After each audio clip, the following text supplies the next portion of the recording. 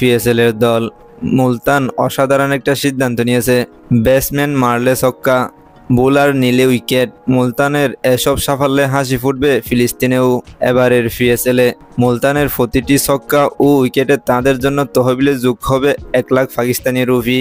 মুলতানের প্রথম ম্যাচেই তহবিলে যোগ হয়েছে 15 লাখ রুপি। টুর্নামেন্টে আরও অন্তত 9টি ম্যাচ খেলবে মুলতান।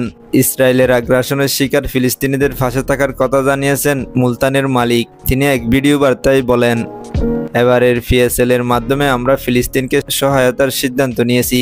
আমাদের ব্যাটসম্যানদের প্রতিটি ছক্কায় ফিলিস্তিনের তহবিলে 1 লাখ রুপি করে দেওয়া হবে। বোলাররাও এই উদ্যোগে সামিল হতে চেয়েছে। সিদ্ধান্ত হয়েছে বোলারদের প্রতিটি উইকেটও 1 লাখ রুপি দেওয়া হবে। এই অর্থটা যাবে বিশেষ করে শিশুদের জন্য।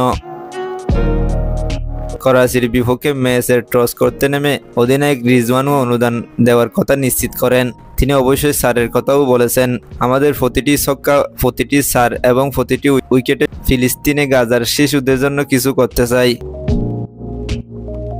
টানা 2 মাসের যুদ্ধবিরতি ভেঙে দিয়ে গত 18 মার্চ থেকে ফিলিস্তিনের গাজায় আবারও হামলা জোরদার করেছে ইসরায়েলি বাহিনী। এরপর থেকে তারা গাজায় আরও বড় এলাকা দখল করেছে। গাজার স্থানীয় কর্তৃপক্ষ জানিয়েছে, 18 মার্চ যুদ্ধবিরতি ভাঙার পর গাজায় ইসরায়েলি হামলায় অন্তত 500 শিশু নিহত হয়েছে। এমন পরিস্থিতিতে বিশ্বের বিভিন্ন প্রান্তের মানুষ গাজা ও ফিলিস্তিনের প্রতি সংহতি প্রকাশ করে আসছেন। মুলতানের প্রতিটি ছক্কা ও উইকেটে 1 লাখ রুপি অনুদান ঘোষণার পর যে ম্যাচটি খেলেছে তাতে ব্যাটসম্যানরা ভালো অবদান রেখেছেন। করাচির বিপক্ষে প্রথমে ব্যাট করে 3 উইকেটে 234 রান তুলে মুলতান। সবচেয়ে বেশি 5টি ছক্কা ও 9টি চার মেরেছেন অধিনায়ক রিজওয়ান। অধিনায়কের 63 বলে 105 রানের ইনিংসের পরও ম্যাচ জিততে পারেনি মুলতান। করাচি 6 উইকেট হারিয়ে ম্যাচ জিতে নিয়েছে।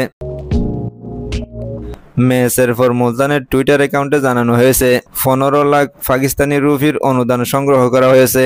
মুলতানের পরের ম্যাচ 16 এপ্রিল ইসলামাবাদ ইউনাইটেডের বিপক্ষে।